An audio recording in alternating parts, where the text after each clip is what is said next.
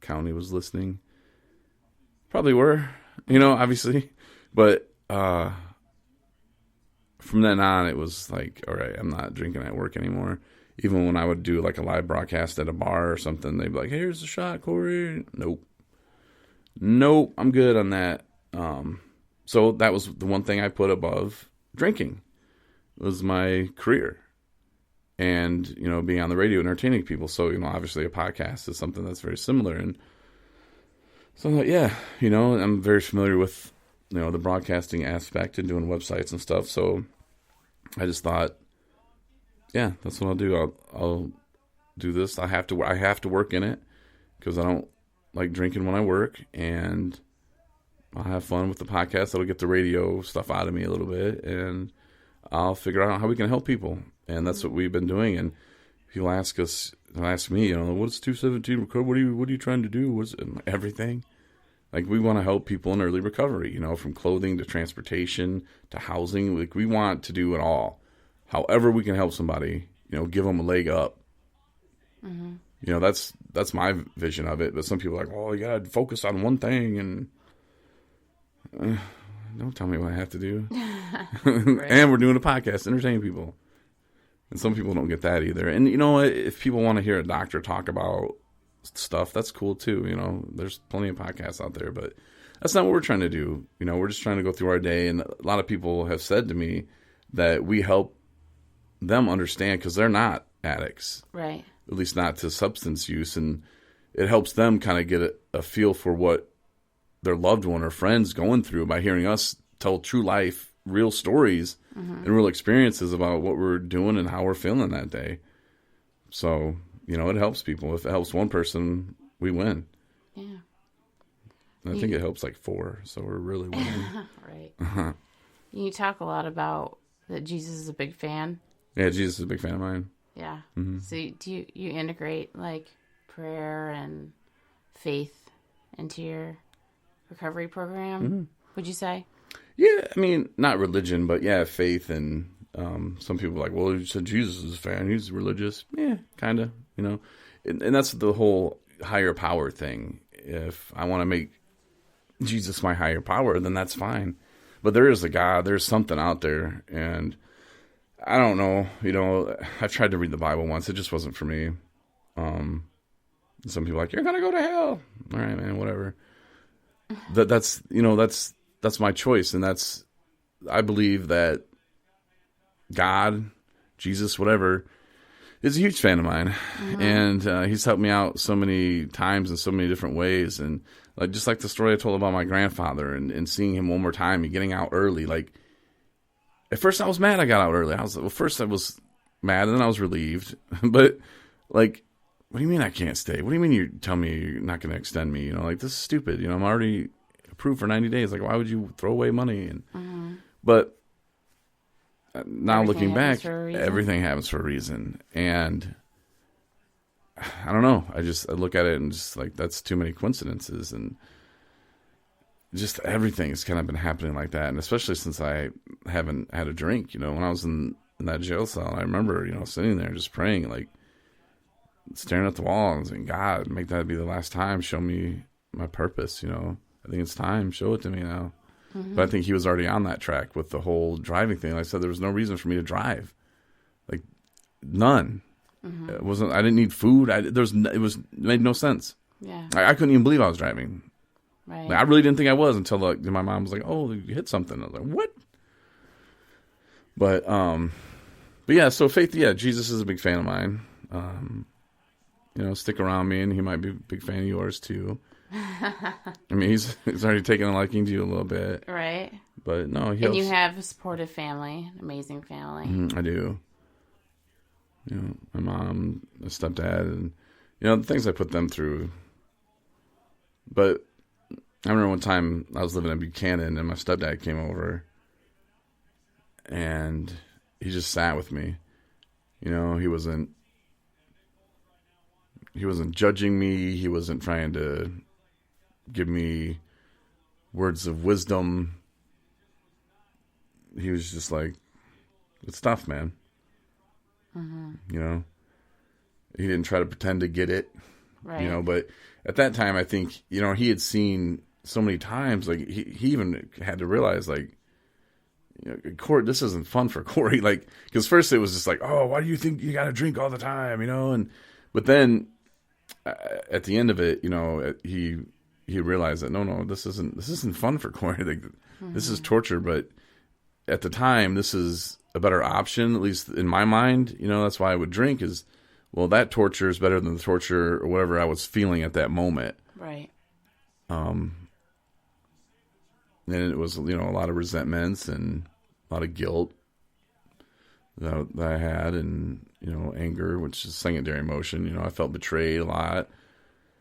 I just felt, you know, there's just a lot. But yeah, he understood, and my mom put her through hell as well. And my sister said some not very nice things to her. But, you know, they love me, just like people listening right now. If their loved one is in active addiction or maybe early recovery, you know, just, you know, support them as much as you can. And, you know, there's a big difference between supporting and enabling. But, you know, they feel bad. Trust me. They might say hurtful things when they're drunk or using, but they don't mean them. Right. And my mom would say, you know, just don't give up. Absolutely. So you have a lot of good things going on right now you're grateful for. Yeah. A lot of blessings. Uh-huh. Well, I took it upon myself to ask several people once I knew I was doing this podcast and I was running the show this time. Mm-hmm. Questions for Corey. Right. I can't say these are my questions. Okay. These are questions from other people, other listeners. Not all of them, but I did have to kind of edit some of them. Well, okay. So, let's see here. Where should I start? Okay. If you held a world record for something, what would it be? Who's this from? Just go with it. If I held a world record for something, probably most time spent on the toilet. That's a world record? And, well, okay. it's not that I have problems. I don't know. I just take my time, I guess. All right. Oh, what's the one? This one was from one of our P1 listeners. Let's see. What did he say? What was it? It's a good question. That's a tough one. I don't know how to answer that one. I know. That's too personal. Okay. Here's one. How long does it take you to get ready for a date? For a date? Yeah. Or like to go to work? An hour. An hour? Mm-hmm. Oh, that's a long time. Well, I mean, if you want to break it down, I don't like to use the bathroom at work. I don't like the number 2 at work. Right. So, you know, that's part of the process too, and that's could be a 45-minute process sometimes because I just take my time. Mm-hmm. And I think I read on the internet somewhere, it's like, take your time when you're doing number 2. Oh, I remember what it was. It's what is the most desperate thing you've done to get a drink or a drug? That was from one of our P1s. Man, there's a few of them. Yeah.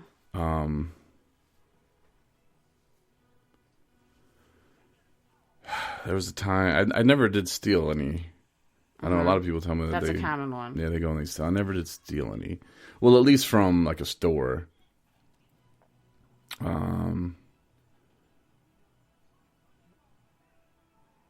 Let's see. Get into your mama's liquor cabinet? No, she didn't have one, but I've been like over at like a friend's house or something, and like, yeah, I'll take a swig of that, you know. Mm-hmm. But never like stuck the whole thing, and I never stole like a whole away with the bottle or anything like that from anywhere. But, man, I just remember that time where I was driving back and I didn't know where I was going to go, and it was raining and I was cold, and I had like pop that I had bought using my bridge card. in the trunk, and I just went and I just threw them in Full. Yeah. That was pretty desperate, and like I said, I just maybe had enough for a 40 or enough just to try to stop the shakes, which it didn't.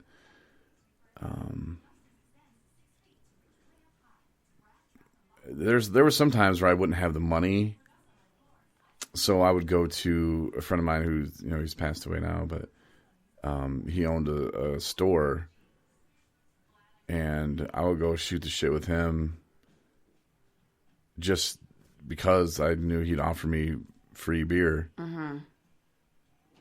Yeah. There's stuff like that, but I mean, that wasn't it when I was that wasn't. I wouldn't call that as desperate. I wasn't like in need of it. I just was like, hey man, I want some free beers. Right.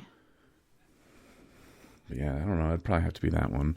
In the rain and going to South Haven Meyer and doing Yeah, that. I mean, I've had friends of convenience that, like, whatever, if they had money to go to the bar or whatever, knew they'd pick up the tab. I've done that before.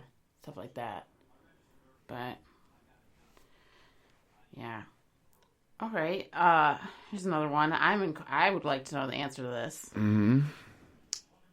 How many days could you survive without your cell phone? Probably. I could change that to hours if it makes it easier to answer. Well, I mean, if I don't have my cell phone, I could use yours, right? No, I'm just saying, like, if you were to set aside your cell phone, how long would you make it? Well, I'd still have access to a computer, checking my email and stuff, right? Yeah. My fancy line. Yeah. Oh, you're actually going to answer this, months? like, seriously. Years? I don't know. Months? I couldn't have one in rehab. That was 60 days. Okay. You're really taking the word survive into this seriously. Well, I mean, yeah, as long as I have a computer, that's fine. I don't really do much on the phone except like email and stuff. Like every once in a while I'll drop some Facebook stuff, but okay. Here's one. How do you feel about rehab romance? Men, be very, very, very careful. My man Dustin, who just got his year today. Yay. Dustin, congratulations. Congratulations, Dustin. AKA Mr. Love. Yeah, congratulations, Dustin. I'm proud of you, man. Really am. I remember when you first called me or reached out on Facebook Messenger. But no, Dustin and I went to high school together too, so we go back pretty far. And then he went to the sober living house that I was managing for a hot minute. But no, guys, be very careful. You will think that, oh yeah, I mean, if you're just kind of like, hey, I'm gonna get some ass and I don't care. Okay, that's fine. That's probably a different ballgame. But if you're caring, have a big heart, be careful. There are not so nice people out there, men and women, that will take advantage of that. Mm-hmm. And a lot of people try to pretend to be somebody else in rehab, men and women, so, but guys, be very careful because we're seen as the predators, and it's not necessarily, no, we're not necessarily all that way. Oh. Sometimes you're just trying to do your time. You just want to go home and you just get preyed upon. And it's just like, okay. But then you have a big heart and you're like, oh, good. I don't know. I wasn't trying to start a family or trying to do anything like that in rehabs. And actually, I have a saying, which some people might be like, oh, that's so offensive. But I call it rehab hot. Mm-hmm. Like, if you're in rehab, you're like, wow, she's hot. So there was this one chick that was in the mental ward that I was in, and I was like, oh. And the guy's like, man, she's so hot. And I was like, oh, not really. Like rehab hot, maybe. Like, because you see them out in the real world, and you're like, oh, no. But you're in rehab, and you're like, oh, she's so pretty. She took a shower today. Ooh. Uh-huh. No. You see him in the real world, you see him at the store, and you're like, oh, my God, what was I thinking? Well, those were your only options, Yeah. So that's right. Maybe I came up with it. I'm pretty sure I did, but rehab hot, yeah, it's like. I'm pretty sure I wore, like, pajama pants and a hoodie, like, every day when I was in rehab. Rehab hot. No, that's not. That was just comfortable. Stay focused. But yeah, I had my mind on recovery. Yeah. Yeah, you did. I did. Mm-hmm. I did. Oh, who's this cute boy? No. His little button-up shirt. No, but yeah, just be very careful with them. I'm not saying that you can't find love, and I don't believe in So you got